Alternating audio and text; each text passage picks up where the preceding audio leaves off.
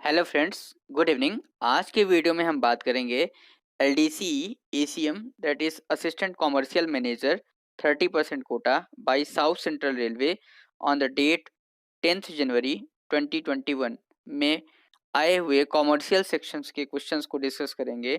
तो जैसा कि इसके पहले हमने इसके पार्ट 1 जो वीडियो था उसमें 14 क्वेश्चंस डिस्कस किए थे। तो इस वीडियो में हम 15 से लेके टोटल 32 सीरियल नंबर तक का जो क्वेश्चंस है उसको डिस्कस करेंगे। जैसा कि मैंने बोर्ड पे लिखा हुआ है वाइट बोर्ड पे इन क्वेश्चंस को, तो इनको डिस्कस करते हुए एक एक करके आंसर करेंगे। वीडियो को पूरा देखिएगा, साथ में हमारे चैनल रेलवे पार्टनर को सब्सक्राइब करिएगा और जो बेल आइकॉन है उसको प्रेस करिएगा जिससे वीडियो की नोटिफिकेशंस आप तक टाइमली पहुंच सके। साथ में अगर वीडियो अच्छा लगे तो उसे लाइक शेयर और कमेंट करिएगा। तो स्टार्ट करते हैं फ्रेंड्स। सबसे पहला क्वेश्चन यहाँ पे मीन्स 15th क्वेश्चन है। On outward journey MVST holders are allowed dash dash kilograms of free allowance. तो एमवीएसटी होल्डर्स की बात कर रहा है यहाँ पे, ठीक है, monthly vendors season ticket holders. तो वो कितना जो है वेट वो कैरी कर सकते हैं अपने साथ, वो उनका जो फ्री अलाउंसेस है that is valid for travel in second class only. यहाँ पे सेकंड क्लास की बात की जा रही है और मैक्सिमम डिस्टेंस जो कवर कर सकते हैं वह 150 किलोमीटर रहेगी। ओके, तो यहाँ पे जो डिस्टेंस लिमिट रहेगी इनके लिए जिसकी बात हो रही है यहाँ पे, उसकी डिस्टेंस लिमिट कितनी रहेगी दैट इज 150 किलोमीटर। 150 किलोमीटर, और वह अपने साथ जो है तो 60 किलोग्राम तक का लगेज जो है तो कैरी कर सकते हैं। Okay, so free allowances of 60 kilograms shall be admissible. Okay, next question is commission 16th question, commission payable to STBA for turnover up to 15,000 is. Okay, तो एसटीबीए का फुल फॉर्म क्या होगा? Station ticket booking agent. That is what? Station ticket book station ticket booking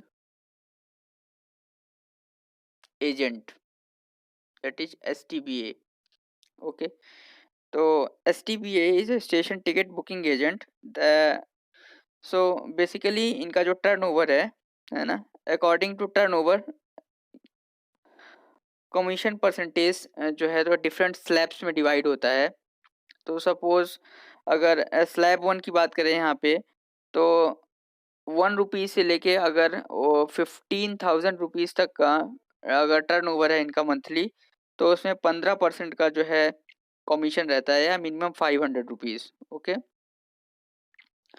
so 1 to 15,000 rupees है अगर, है ना, 1 to 15,000 rupees है अगर अर्निंग, तो इस केस में जो है तो जो कमीशन रहेगा वह 15% रहेगा और मिनिमम 500 रहेगा, और मिनिमम 500।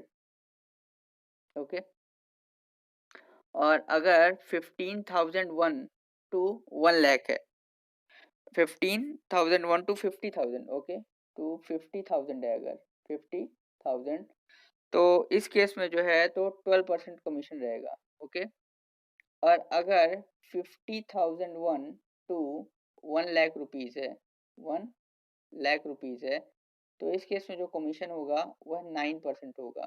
ओके, और अगर ग्रेटर देन 1 लाख है, ग्रेटर देन 1 लाख, देन इस केस में कमीशन जो होगा वह 4% होगा, और rate coated which ever is lower, है ना, और rate coated which ever is lower is a commission rate. Okay, तो प्लीज फ्रेंड्स इसे याद रखिएगा। अभी जैसे एग्जाम्स में हमारे पूछा गया है यहाँ पे फॉर टर्नओवर अप टू 15,000 की बात की जा रही है, मींस इस स्लैब की बात की जा रही है, तो इसका आंसर क्या होगा यहाँ पे? 15%। Okay, next question is sundry earning are classified under. तो सन ड्राई अर्निंग जो है वह एब्स्ट्रैक्ट जेड में आता है। ओके, एब्स्ट्रैक्ट एक्स में आता है passenger earning, abstract Y goods earning, and abstract Z is sundry earning that is earning from other than passenger and goods, like advertisement से जो अर्निंग हो गई, या जो रेलवेज के अंदर जितने पीएसयूज हैं उनके द्वारा जो डिविडेंड दिया गया उससे जो अर्निंग हो गई, इस केस में जो या फिर सपोज जैसे बहुत सारा स्क्रैप होता है, उसको सेल करने से जो अर्निंग हो गई है ना, या लीज पर हमने लैंड जो है तो रेलवे की बहुत सारा जो रेलवे लैंड है वो लीज पर दे दी, तो उससे जो आ रहा है इनकम, वो these earnings are called as sundry earning. Okay. Next is for viewing ETRR. ETRR. Which one of the following unique number is required? Okay. तो ETRR का फुल फॉर्म क्या होगा यहाँ पे? Electronic transmission of railway receipts. Okay. E for electronic, T for transmission, R for railway, R for receipts. Okay. So electronic transmission, transmission, electronic transmission of railway, railway receipts. Okay, railway receipts is a ETRR. Which one of the following unique number is required? So ETRR is a what paperless transaction system, है ना, where railway receipts transmitted electronically to rail consumers or customers. Okay, तो railway receipts होती है वो direct electronically transmit हो जाती है rail customers के पास. ठीक है. तो ये बेसिकली FNR नंबर होता है. बेसिकली क्या होता है? FNR number, like PNR number. जैसे PNR नंबर होता है पैसेंजर नेम रिकॉर्ड, उसी प्रकार FNR होता है, that is freight name record number. यह फ्रेट नेम रिकॉर्ड नंबर जो होता है वह प्लीज रिमेंबर रखिएगा, यह कितने नंबर का होता है, कितने डिजिट का होता है? 11 डिजिट होता है. कितने डिजिट होता है? 11 डिजिट का होता है. 11 डिजिट FNR नंबर. ओके. जबकि PNR नंबर जो होता है 10 डिजिट का होता है. FNR number is 11 digit number, जिसके थ्रू जो है तो हम अपने कंसाइनमेंट का लाइव स्टेटस देख सकते हैं. So live status of consignment will show by using this FNR number. Okay. Next is fare for season ticket is rounded off to. तो फेयर फॉर जो season tickets, fare for season ticket is rounded off in a next higher 5 rupees, next higher 5 rupees. Next question is season ticket can be renewed dash dash days in advance of the date of expiry. Okay, so within 10 days of expiry it can be renewed. Okay, alpha code printed on top left corner of UTS ticket refers to. तो alpha code जो होता है वो print रहता है UTS tickets पर. Okay. तो ये क्या रेफर करता है? That is gross amount, that is net amount and vouchers on hand. So all of these is referred by this alpha code. Okay. Next question is system printed 4 digit number should tally with the last 4 digits of. Option A is random number, option B is UTS number, option C is stock number, option D is alpha code. So answer is a stock number. Okay. तो stock number का जो that is 4 digit है वह जो है तो match करना चाहिए. ठीक है. Next is dash dash contains details of various concessions in a fare allowed by railways. Okay, तो पूछा जा रहा है यहाँ पे कि जैसे फेयर में बहुत सारा कंसेशंस रेलवे प्रोवाइड करती है. सपोज दिव्यांग को कोई कंसेशंस देती है, या जो ओल्ड एज सिटीजन्स हैं उनको अलग कंसेशंस, मिलिट्री से अलग कंसेशंस, है ना, और अपने रेलवे स्टाफ्स को अलग से कंसेशंस. तो इस तरह से जो कंसेशंस प्रोवाइड किए जाते हैं वो कहाँ कौन से कोचिंग टैरिफ के कौन से पार्ट में, कौन से वॉल्यूम में मेंशन किया गया है? तो प्लीज रिमेंबर फ्रेंड्स, वो बहुत ही इंपॉर्टेंट क्वेश्चन है ये. कोचिंग टैरिफ पार्ट 1 वॉल्यूम 2 में ये जितने भी कंसेशंस हैं, various concessions in fare allowed by railways are mentioned. Okay. तो अब पार्ट 1 वॉल्यूम 2 जिसमें ट्रैवल कंसेशंस दिया हुआ है, और साथ में इसमें एक और इम्पॉर्टेंट पॉइंट मैं ऐड करना चाहूँगा, रनिंग ऑफ स्पेशल ट्रेन्स के लिए जो रूल्स हैं. तो rules regarding the running of special trains, जैसे अभी बहुत सारी स्पेशल ट्रेन चल रही हैं, तो उसके लिए जो रूल्स हैं वो भी इस पार्ट 1 वॉल्यूम 2 में मेंशन किए गए हैं, जो कि काफ़ी इंपॉर्टेंट हो जाता है क्योंकि अभी बहुत सारी कोविड स्पेशल ट्रेन्स चल रही हैं. तो coaching tariff part 1 volume 2 has a 2 part. One is travel concessions and other is rules regarding the running of special train. Okay. इसी प्रकार अगर हम बात करें कोचिंग टैरिफ पार्ट 1 वॉल्यूम 1 की, तो पार्ट 1 वॉल्यूम 1 में बेसिकली क्या है? General rules for conveyance of passenger and their luggage. Okay. अगर हम बात करें यहाँ पे कोचिंग टैरिफ पार्ट 2 की, तो पार्ट 2 में बेसिकली क्या है, that is calculated around of fare for different classes for distance up to 5000 kilometre. तो राउंड ऑफ कर दिया है फेयर्स, क्या कितना किराया लगेगा अप टू 5000 किलोमीटर तक का, उसको जो है तो उन्होंने राउंडेड ऑफ और कैलकुलेट करके राउंडेड ऑफ कर दिया है। साथ में राजधानी, शताब्दी, अगस्त क्रांति, इन सब का जो फेयर है उसको बता दिया है पूरी तरह से।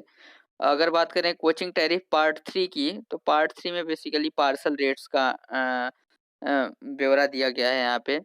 जैसे उसको स्केल कर दिया गया है, scale R, scale P, scale S, है ना, अप टू 5000 किलोमीटर तक के लिए। अगर कोचिंग टैरिफ पार्ट 4 की बात करें यहाँ पे, तो पार्ट 4 में rates for certain description of coaching traffic such as for motor car और मोटर ट्रैक्टर्स, इनकी बात की गई है। ओके, तो इसका आंसर क्या होगा हमारा, coaching tariff part 1, various concession in fair. Okay, next is for reserving a special coach oblique train the service charge levied.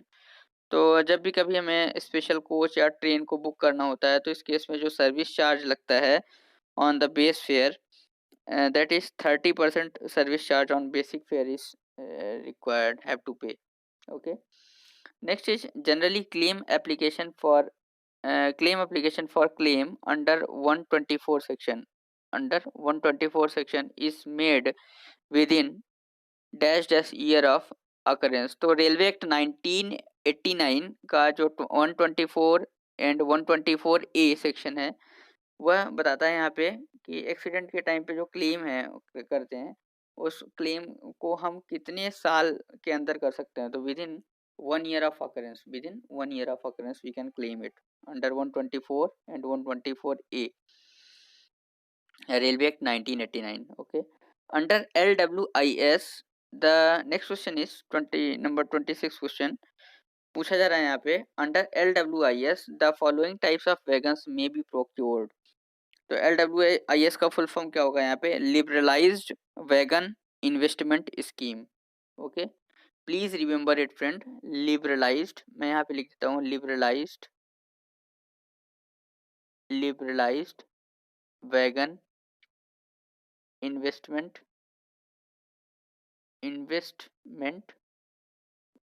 scheme, that is LWIS।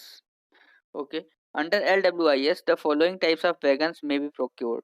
so there are two types of wagons may be procured under the LWIS, one is special purpose wagon and other is high capacity wagon। okay, so option से यहाँ पे पूछा गया है special purpose wagons, option B is only BCN wagons, option C is only BOXN wagons and option D is none. तो answer क्या होगा हमारा, special purpose wagons. Okay, a freight concessions of dash dash is granted for wagons procured under LWIS because the under LWIS there is a freight concessions for 15% for the period of 20 years, for the period of 20 years there is a freight concessions of 15%। okay, next is for leased parcel traffic dash dash only will be issued by the railway। तो यहाँ पे leased parcel है, क्योंकि यहाँ पे तो leased parcel traffic के लिए केवल जो है तो मनी रिसिप्ट्स जो है तो रेलवे के द्वारा इशू की जाती है। On dash dash of the loading zone will define cluster for commodity under STS scheme, station to station scheme, जिसकी हमने कल बात करी थी, है ना, station to station scheme rates, जिसको इंट्रोड्यूस किया था इन द ईयर 2016 में, जिसमें कि जो पर्टिकुलर कमोडिटीज़ का मूवमेंट किया जाता है from originating station to destination station.